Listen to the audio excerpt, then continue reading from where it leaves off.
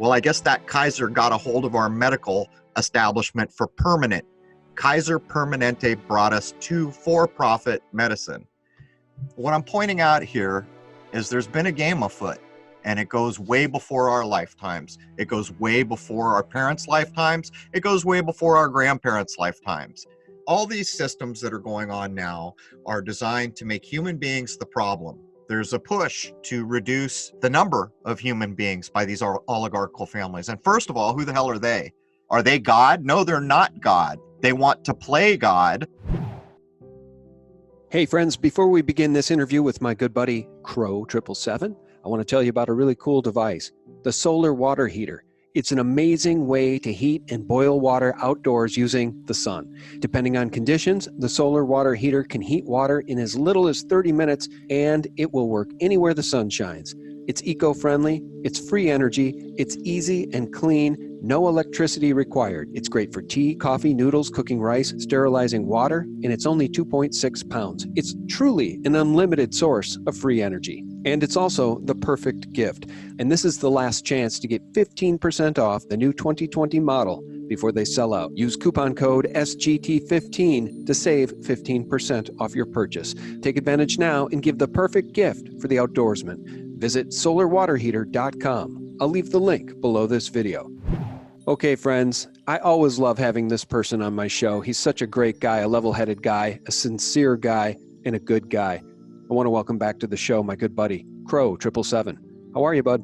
Hey, I'm great, man. Thanks so much for having me back on. I hope your year is not too uphill for you so far. This is going to be a big year, I'm sure. Yeah, a big year, a mountain to climb ahead of us, that's for sure, going into the elections in 2020. Here's my thing about this president who's now facing impeachment. What choice do we have other than President Donald Trump in 2020, Crow? I mean, what do we have? On the left, we have literal mafia figureheads, people like Biden, and hardcore communists like Pocahontas and Bernie Sanders, whose supporters literally say they want to put us in re-education camps.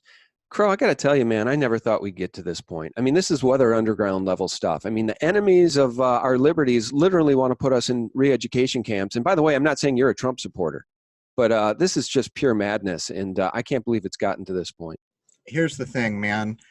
When you look at the whole picture, a lot of people are going to come to the conclusion that this is all a lost cause. Anyone who gets up to that level, we didn't choose them to begin with. We don't seat them. The Electoral College does that. People will come along with their family tree information and say, look, all but 2 or 3 presidents are related to royalty. And then they'll say, look, Hillary and Donald are from the same royal blooded, Scottish bloodline. And so many people have just had enough. But I would remind you, I think it was 2 years of our lives they wasted last time when they did the Clinton skit, play, clown show impeachment. And what even happened there? They wasted months of everyone's lives and then nothing happened. And they lowered the mentality of this country. They introduced that a president could be associated with semen on a dress, things like that. Just the ultimate lowering of people that were probably wanting to be more high-minded. I don't see much difference here. The clown show is shifted. It's going to go. Ain't nobody going to stop the steamroller. It's going where it goes. But, you and I were talking a little bit before. I'm doing some research. I'm going to do an episode on the 60s because I'm very interested in showing people the point at which America started to fall. When I was young, this was a different place to live in, and I know you can probably say the same. And so I found points in the 60s that I feel are that turning point. And during all that research, I started to investigate the Trilateral Commission, the CFR, and one of the past chairmen, I think he's a past chairman of the CFR, is actually quoted as saying, "This is ridiculous. The TFR does not secretly run the world." And then he chuckles and under his breath says, "The CFR does that." When you understand what these places are and who makes them up, basically all related to the oligarch, the oldest black Venetian banking cartels, the Black Guelphs. Queen Elizabeth is a Black Guelph because of her, who would it be, grandmother, Victoria. These are some of the oldest nobility, and they got the title Black because they earned it. It's not about color, it's about deed. And so what we find is that these places, as far back in this research as 19, I think it's 13, I don't know, I'm in the ballpark right around there. Places like the Morgan banking cartel hired 12 people prominent in newspapers to find the most influential 12 newspapers in the United States of America and buy them so they could control the social narrative. Have you heard this story before? Because if you're thinking you have, it was poking you in the eye with Citizen Kane. That movie, of course, from the bloodline of Cain, biblical Cain is included in that idea. In that movie, they openly show you the truth about what media was up to all the way back then. And that's just Citizen Kane. You can go all the way back to the earliest decade of the 1900s and see the narrative in that movie being spelled out. Yeah. Rich people bought up everything that communicated and convinced everyone there was a fourth estate, convinced everyone that there were journalists out there working for the people, and it's all nonsense. It's like today, you see those journalists, and people may have what they think is their favorite journalist. Who do they serve? They don't serve the people. They serve a corporation, and a corporation does not serve the people. A corporation serves the shareholders and the board of directors. Fact. Now, when you begin to reason out, which Jason and I did on an episode not too long ago, Jason feels like there are 5 corporations that own all the media. I think it's closer to 2. Doesn't matter. And here's why it doesn't matter. Even if it's 5, all the members that sit on the boards are in overarching organizations like the Club of Rome, the Trilateral Commission, the Committee on Foreign Relations. Those are the people who run it. So for us to sit here and act like somehow there's going to be a human being or a couple human beings that are going to push against that, I got news for everyone listening. The steamroller's coming. And I'm not suggesting you should quit. Not at all. We've got to do what we've got to do. But I will point out, think way back, if you can, to people like Jimmy Carter. Remember how he was portrayed as like this flaccid weenie that couldn't get a thing done in the world? He was playing a role. That man stacked the United States government with more trilateral commission members than ever had before, and it's not changed, but gotten worse since he began that. Look at the selling out of our medical industry in this country. When I was young, everyone could go to the hospital if they needed to. Even after that began to change, if you showed up at a hospital, they couldn't turn you away. Far cry from where we are now. Well, that was Kaiser Permanente. And that's right in the Carter, Nixon-y years, where the friends of these upper echelon, basically bloodlined people, because they are all bloodlined with very few exceptions, took their good friend, the Kaiser. What's that mean? Does anyone know what a Kaiser is?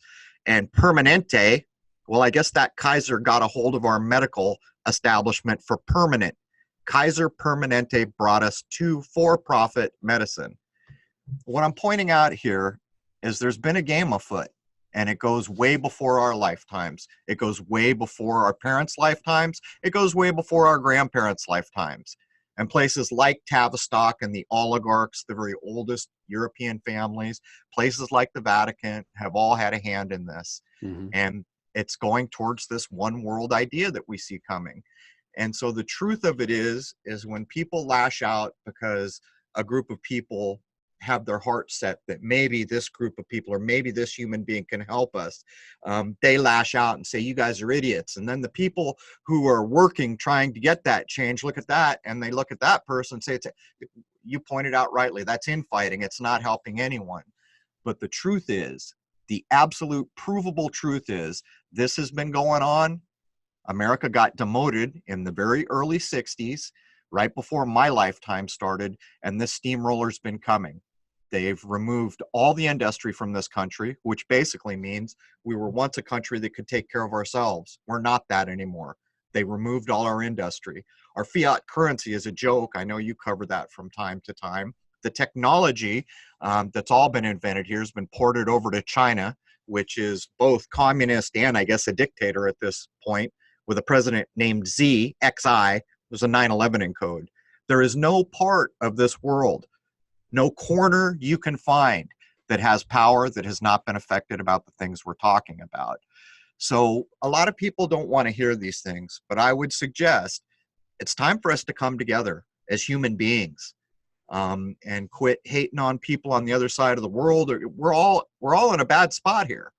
And in the same way, there was once upon a time 2 buildings in a certain city. There's now 1. Do you understand what is being encoded there? We're going to a one world system. All the technology they created in Silicon Valley in the summer of '97 invented a company called Tencent, which is Chinese, the biggest tech company in China. They ported all this technology over to China for free. They let them rip off Facebook. Nobody sued, because you know what they were doing? They were going to put in place these things that Americans, us silly Americans with ideas of the American dream and freedom still in our minds, will not accept yet. So they did it in a communist place where they could snap their fingers, social rating systems, AI gone wild, all the technology that is operating here, just not out in the open. And now it's coming back. The first place it came to out of China is Darwin, Australia. This is now chemical mind game. Why Darwin? Well, they're poking you in the eye to let you know that's the evolution of technology coming back at you. But I'm here to say, if we pull together and we conduct ourselves above board and respect one another, all is not lost here, because the only thing that will allow this to come to fruition, all the way to their little one world, whatever the hell it is they're after, is delusion, is by fooling people, getting people to fight, getting people to be in this group that doesn't get along with that group. These are all divisive tactics. And anyone who wants to can go buy the book Tavistock to know a few things. And I opened up this conversation by pointing out one of the earliest things that affected much of the world from Tavistock was the Beatles. Wholly a Tavistock invention. And most people are going, come on, I'm telling you the truth. If you choose to look, you can see. So I know that's a big mouthful, and I hope I didn't go too far there, but there it is. Yeah, no, I appreciate your view on things. And so I didn't want to interrupt. I took a few notes here as we went along, and you mentioned the CFR because I think it's very important. You also mentioned Citizen Kane. William Randolph Hearst, the father of yellow journalism, propaganda. That is what the mainstream Mockingbird media is today. And I don't think it's ever been more obvious to anyone who's paying attention. Now, I guess if you're brainwashed and you identify as a Democrat, you're going to believe what you hear from CNN because you want to believe it. But that said, you mentioned something really important, the CFR. Well, the CFR, the Council on Foreign Relations, which was founded by David Rockefeller, a globalist, New World Order bankster, minion, I think really a minion of the Rothschilds, set up, or I guess anyway, he was a chairman of the Council on Foreign Relations. But the point is that this impeachment trial that's currently going on, where they're trying to go after Trump for non-crimes involving Ukraine, the mainstream Mockingbird yellow journalists continue to omit that very important clip of Joe Biden at the CFR, right? The Council on Foreign Relations banners behind him, literally saying, I told the Ukrainians, either fire the prosecutor, ... who was looking into his son's crimes, fire the prosecutor, or you're not getting the $1 billion. So he literally said that at the CFR, but they won't report about it at CNN. They pretend like it never happened. Now, I just want to make one other point. I know that, but I just want to make another point, because what shocks me about the CFR, which you just called out as a big problem, many of these journalists like Erin Burnett at CNN, or wherever the hell she is now, I think it's CNN. Yeah, Erin Burnett at CNN is a CFR member. Yep. It's just shocking. Most of them are. So basically what we're pointing out here is we're getting upset because the media didn't do something it should have, but we're, again, kind of losing the thread. The media is owned by the Trilateral Commission, the CFR, the Club of Rome. There's really no separating. They're all oligarch. Oh, and by the way, may I say something? Because you just mentioned Club of Rome. I love that. That's in my notes I jotted down while you were talking. The Club of Rome is the organization that invented the idea of global warming and climate change. They invented that idea of using environmentalism, saving the planet against a big giant problem, saving the planet by whipsawing humanity into panic over a problem that they create and they perpetuate in their Mockingbird mainstream media to try to get us to do their bidding, which in this case would be to give up all of our current forms of energy in the name of saving the planet from climate change. Let Club me, of Rome. yeah, let me address that nonsense. People have no idea that all the modern so-called green movements were all funded by the people we're talking about, the CFR, basically the oligarchical old families. What's going on here is back in the 1600s, I guess it was the 17th century, I'm trying to recall from recent notes that I've been making, the oligarch families proved outright that a well-educated and highly technical society would not go for feudal oligarchical rule. That's why we see this country being dismantled. Whatever can be done here can be done anywhere. But part of it was all these other facets they need to control society. So how many people understand that Earth Day was funded by these very places we're talking about? If I remember correctly, it was done with, it's either 200,000 back in the 70s or 2 million, I've forgotten. But anyhow, these same places funded that. The WWF, World Wildlife Fund, that is from the Royal Circles invented, and what it does is what they all do. It makes animals important and human beings worthless and the problem. Now, to take the environmental thing, on the face of it, it's nonsense. You and I have to get up and go to work to make a living. To do that, we got to get in a car. To do that, we have to go to a gas station. There ain't no other option. Oh, I suppose we could go get an electric car and plug that in, but where's the energy coming from that electricity? It was either burning coal or some other polluting thing making that energy. So we don't have a choice. We've been forced to work basically a third of our life, most of us. We're forced to communicate and travel as we are forced to do. So the only people who actually have the wherewithal, if there was a pollution problem that was killing the world, would be the companies that make the cars and the companies that make the fuel. Those are the only organizations. So it's nonsense on the face of it. Well, But by the what way, you know as well as I do that cars could have been powered by things other than Yes. gasoline. They didn't have to pollute, right? They wanted to No, own the oil, they wanted to own the gas, they wanted to own the infrastructure. So these same damn oligarchs who have ensnared us in their evil bankster system, Yep. they're the ones who steered us in this direction with their damn oil and gasoline. It We didn't had no have to be choice. gasoline-powered cars. No, they didn't. And people like to point to things like Tesla tech, whether a man as described existed. We know the tech does. And we know people like Edison did everything they could to stuff that under the rug. We know the government took that tech. We know that there are things flying over our head every day. Chances are, if you ever got a hold of that tech, it would be demonstrating that it's closer to alchemical science, what's being, like electrogravitism or gravitics, that's what it's called. Things like this would lead you away from typical science that we're fed. But to get back to the main point here, all these systems that are going on now are designed to make human beings the problem. They want to create technology, so this artificial world of tech, they can be gods of. That's what they're engaged in. But they cannot be gods of this creation, and they know it. And that is the problem. If human beings wake up and come together, quit infighting, quit believing that those people on the other side of the world just want to kill me, and recognize that we all have children, we all want the best for our children. We're not very different almost 100% of the time. And there's bad apples, but let me tell you something. If there were any percentage of bad apples that mattered, human beings couldn't exist. They would have you believe that there's a shooting a day at this point. Okay, so let's get back to the point here. All these agendas that get us infighting, get us upset, get us to feel like we're less because clearly the polar bears don't have ice to hunt on and we've killed them. It's not our fault. And by the way, this creation is perfect from our point of view.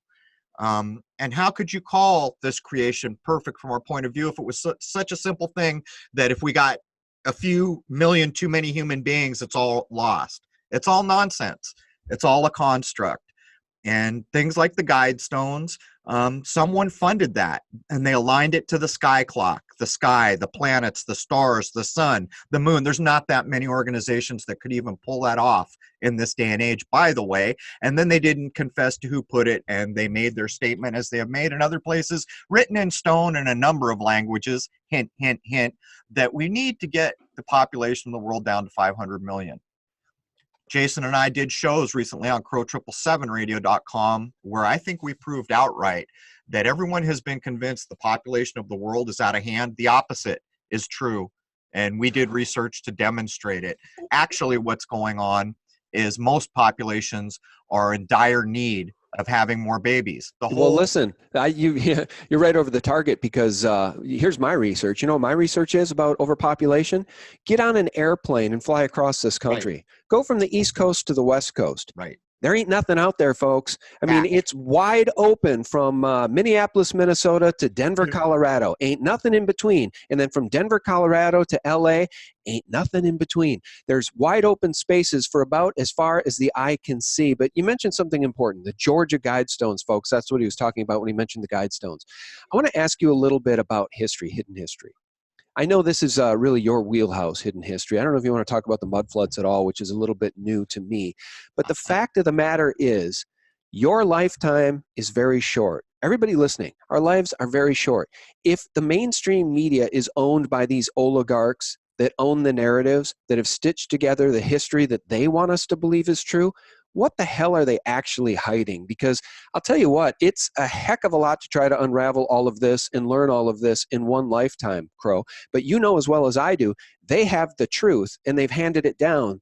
The hidden truth, the hidden history has been handed down from generation to generation, and it literally has been hidden from us, we the people. So we're a little bit like little kids learning a language. Babies. They're teaching us the wrong words, right? It's like that old Steve Martin joke.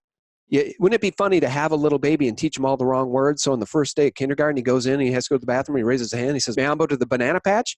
When he says, he's trying to say, "I need to go to the bathroom." They're teaching us all the wrong words. The history, the real history of this planet is truly hidden. Well, I've spent a lifetime looking at these ideas, and we, in fact, cannot see any further back. And actually, there's big gaps. Like, what are the Dark Ages? The Dark Ages are a construct in my eyes. And by the way, for the Dark Ages to have been true, that means China and every other place in the world would have had to experience them at the same time, which didn't happen. Those were reset periods in my view. But, everything that we see now goes back to Rome. All roads truly do lead to Rome. I don't accept that ancient Rome is described properly, and we can show all day long that whatever ancient Rome was, the doors of that Senate ended up on St. John's Basilica. So there's no separating the idea of the Vatican from the idea of Rome, though history has tried to convince you as much. Well, what happened before this ancient Greece that we don't know a lot of? And by the way, Greece wasn't even a country till the 1800s. So let's call them Aegeans or Hellenic. Something like that might be closer. What happened before that? Here's what I think is probable. We had a much better existence as human beings. We lived closer to nature. We respected living things more, probably had longer lifespans, which will be hard for a lot of people to grasp. And they have to hide that because we're going the other way now. And for them to exert, see, right now everyone is waking up and has been since roughly the year 2000. There's an awakening going on. And that's a problem for this one world order nonsense. Because, as I mentioned, well-educated and highly technical societies will not accept feudal type rule, which is kind of sort of what they're going for, but much worse. So they're hiding a history that they don't want you to know as a possibility as a human being. That's what I think is most probable. Very difficult to prove, but what we see is, even if we go back to just the 1800s, has anyone recently looked at what they had in the 1800s, the level of education? Look at the furniture in some gentleman's drawing room. Look at the quality. Look at their handwriting and the letters and their libraries. We've fallen so far from just the 1800s. As a matter of fact, there's an old movie about Jack the Ripper. I think it was from the 70s, where they redo a time travel version of Jack the Ripper. So this guy chasing Jack the Ripper comes from the 1800s to 1970s LA, convinced he's going to find utopia. He finds the exact opposite. In one scene, there's a very telling scene. I think it's called Time After Time or something like that. There's a very telling scene where he meets a woman in 1970s LA, himself from 1800s England, and he goes, "Where's all your books?" And she looks him in the eye and she says, "Well, we don't really read books anymore. We go to the movies now." Yeah, no, let me say something. I think this is so important because, as a father of children, living in this age of technology, I think that they have used technology to prevent us from thinking. I mean, you're right. People aren't reading. People aren't spending that quality time with each other. Everybody's got their faces embedded in their devices. Have you ever gone out on a date like I do sometimes with my wife? You go out on a little date night and you see a young couple out on a date night, but they're not talking to each other. They're both staring at their phones. I mean, Right. this technology is quite literally, in my opinion, at this point, the enemy of humanity, just like the Mockingbird mainstream media and the Democrats are. I mean, literally, the enemies of humanity, technology. It's separating us from each other, and I think it's all by design. It is by design. I've often pondered the idea that what if we didn't get cell phones across the board roughly to year 2000 when they started to become very prevalent? Would we be more apt to be speaking mind to mind now? And most people will roll their eyes, but think about what we're talking about here. The idea of human beings is that we're on a trajectory and we should be getting better and better. What's actually happened is we've fallen. Even just since the 1800s, anyone can go back and look at what school was about back then, the quality of their furniture, the way they spoke with respect to each other. They were even still using, in some places, thee and thou. Do you know what that illustrates? That there was no personhood yet. Well, try to read Shakespeare now. I mean, Right? literally, it's like a different language. I mean, the language was more beautiful. It's People, a I mean, higher language. they have dumbed us down to the point that I guess my question for you is this: how has there been this great awakening? If we've been dumbed down to this point, truly, I mean, not all of us, but the majority of the population is really in a dire situation at this point. And look globally. I mean, I think what percentage of people in this world live on less than $2 a day? I mean, it's shocking, right?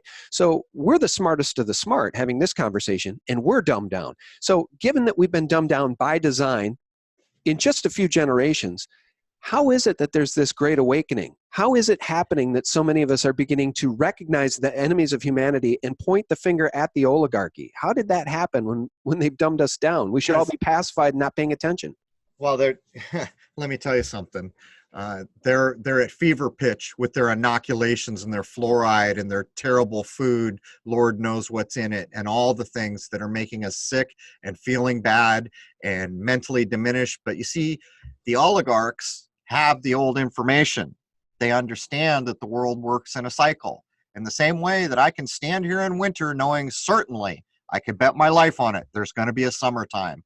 And when I get to summertime, I could bet my life again, there's going to be a wintertime. And you know what? I'll never be wrong because the world is cyclical. So they have a grasp of bigger cycles of time. They knew the awakening was likely to come, and they started prepping for it long before, because this game of one world ownership has been gone at a few times. It's just in the past, they've done it with boots and swords and bayonets. But what they learned during all that was when you really, truly fight with people, it can get out of control quick. And the last thing in the world people who want to control it all want is loss of control. So what they did is they went and they wrote books like Brave New World, like 1984, like Animal Farm, which each of us was handed in junior high or high school.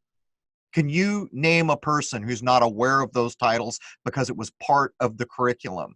These are blueprints made in and around the Tavistock Society and circles of royalty and wealth and so-called nobility, though I find little noble in any of it. My point being is if you go and look at those things that we were supposed to have written book reports on in 7th, 8th, and 9th grade, you'll understand what's going on here. This has been in the planning for a long time.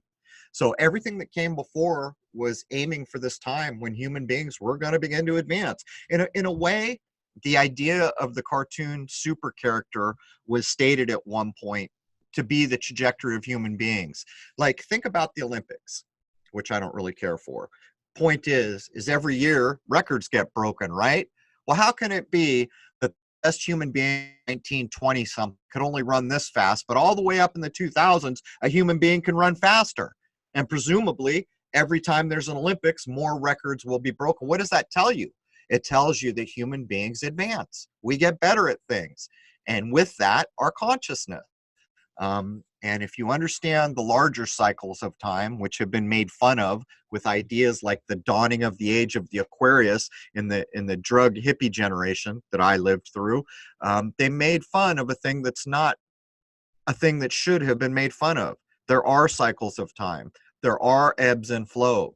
And it was quite apparently known that we were going to experience an awakening sometime around the new millennium. And they were going to, I mean, think about it. What year did they start knocking things down and coming in the open? Was that 2001? What was the first time they pre-echoed those ideas in a big way? Well, that must have been in the 80s, right? Back to the Future, because that's entirely what that movie was there to do. It's an alchemical procedure.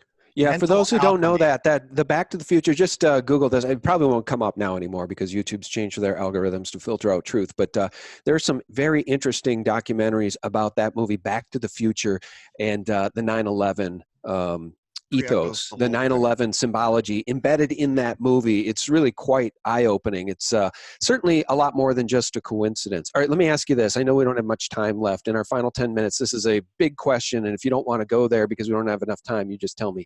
I mentioned hidden history. I mentioned the mud floods. This mud flood stuff is new to me. It doesn't surprise me one bit. Again, they like to hide the real history and cover it all up. The pictures that I've seen of, for instance, a new city being built literally on an old city that nobody knew was there. I think one of the images that comes to mind immediately is a picture in Paris. Do you want to talk a little bit about these mud floods? What are the mud floods? You know that I just had on Mike from the Stellium 7 channel. So I have All no right. problem. I want to be careful as I choose my words here.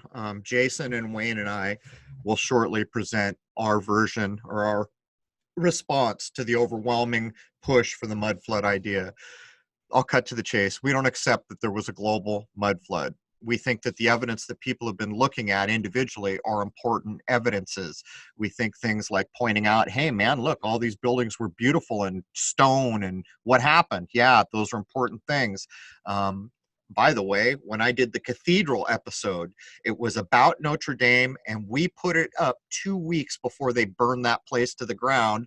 And I was warning in that episode that was a path for a human being to become a higher human being in glass and stone, and they'd already been changing them. But the point there is, in the research I learned through Falconelli, there used to be 11 steps all the way up to the landing for Notre Dame Cathedral that aren't there. But here's what I'll point out. Was it possible there were floods locally in areas? Yeah, we know there were.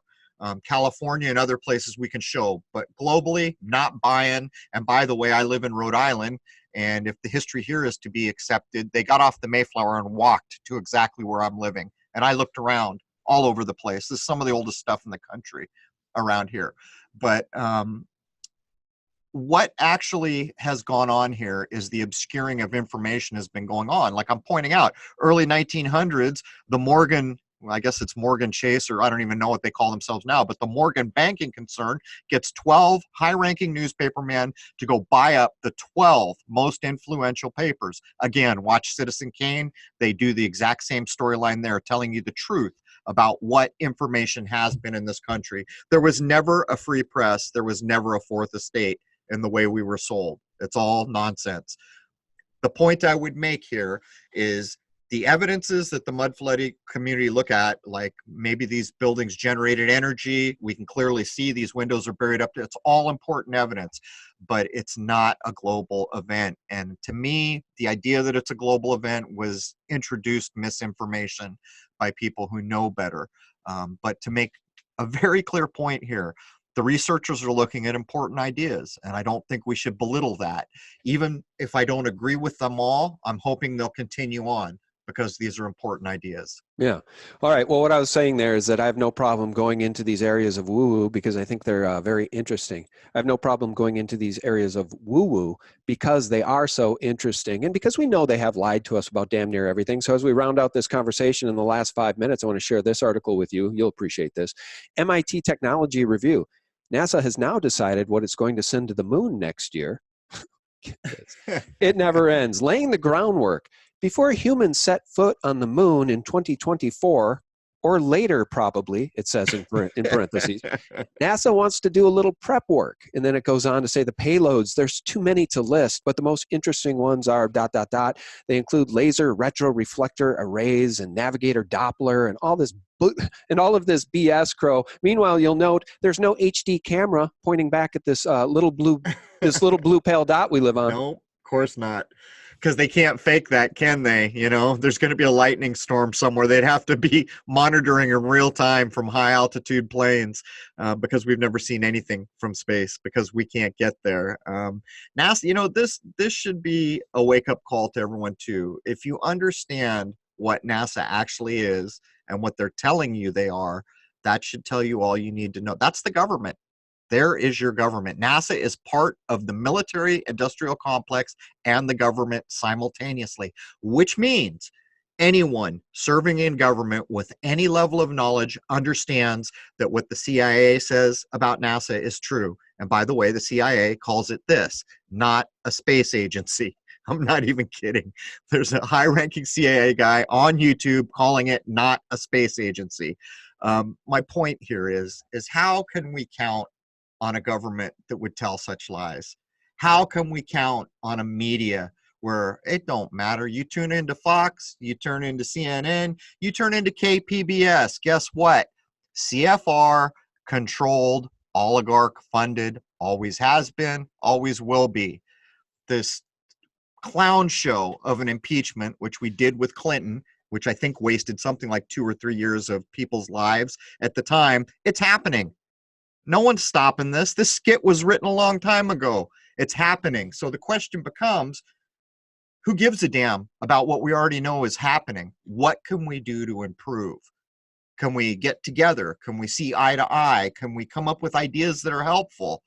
Or are we going to do unhelpful things like amass a big channel and then say bad things about other people to a large audience? Because that, in fact, is playing right into the hand of those kind of media sources that want us to fight endlessly. Media does things that will upset people. Why do they do it? Because upset people that are fighting are wasting brain cycles that could have been used on something constructive. It's that simple. In your lifetime, you have so many brain cycles, and every single one of them that they can co-opt and force you to waste or get you to willingly waste is a victory for them. So every fight, every nonsensical thing that gets done in a lifetime that's not legitimately with a clean conscience and heart trying to figure out a solution is wasted. And that's how this system works. If they can damage you with a shot, well, we can damage a ton of brain cycles. If we can get you to take fluoride, wow, we can deaden those brain cycles. If we can get you to have heart attacks or be unhealthy and eat crappy food your whole life and reduce the amount of time you're here, all those things at the end of the day are doing the same thing. They're reducing human brain cycles. And so right now, the most important thing is to recognize your fellow human being. Treat them with respect, even if they're being rude to you. Treat them with respect. Understand that everyone is just under incredible pressure for the most part right now, some more than others, and try to meet in the middle. Try to communicate. Try to find solutions, because what's going on now is division and fear and terrorism and fear porn. And these things are all designed to just eliminate brain cycles that matter. I think that's very well said, and I appreciate that. I love having you on, Crow. And I would just say this about divisiveness and infighting. I think it's really, really disgraceful. It I is. mean, if you've listened to this interview with an open mind and an open heart, you know that Crow and I are doing the very best we can to bring you truth and to shine light on the truly demonic vipers that are in control of this world. And for those of us who actually care about truth and light and honor, I don't understand why you'd ever go out of your way to attack another. It's a very negative cycle, and it's not one I care to engage in. Crow, thank you so much for your time, man. I love you. Hey, man, thanks so much. And by the way, we've all got a choice. We can keep our diapers on, we can fight with each other, we can do things that are unhelpful, or we can grow the hell up and take our diapers off and recognize that all of us human beings and everything else living here is in the same boat right now. And there are a group of people who want it all. And I got news. For my lifetime, I'll reach out to everyone I can. I'll treat every living thing with respect, and I'll try as hard as I can to come up with solutions. But thanks so much for having me on. Hey, will you tell people, please, how they can find you on the interwebs? Tell them about your podcast. Certainly, it's worth signing up for and following. Yeah, every Thursday we put out a very well-researched show. If it's up on my channel, it's well-researched. Some of it for my entire lifetime. It's crow777radio.com. It's CRRO crow777radio.com. There are 2 R's in Crow. By the way, that's just a play on my legal corporate birth name. crow777radio.com. I own the servers. I serve my own content, and I am not under European Union guidelines, which is why I am serving my own content. You can also find me on YouTube as Crow777, but I don't really mention that because who the hell knows if it'll even be up tomorrow with all this nonsensical censorship. But I'll tell you another thing. Where you see censorship, you see scared people desperately trying to control the tide coming in. If we all stick together and treat each other with respect, then they can't stop the tide. It will come in. There it is, man. Thanks so much for having me on. All right. Thank you, Crow. My pleasure. And friends, thank you so much for tuning in. A shout out to my patrons who are keeping us in this fight, despite what YouTube's doing to funnel down and channel down our view count and prevent you from finding this information. We love you guys. Thanks for tuning in. God bless. Oh, and for real news 24/7, visit us at sgtreport.com. Bye-bye. It's thought that this has an R0 of somewhere between 1.5 and 2.5 or 3.8. This is a very infectious disease, more than capable of creating a pandemic.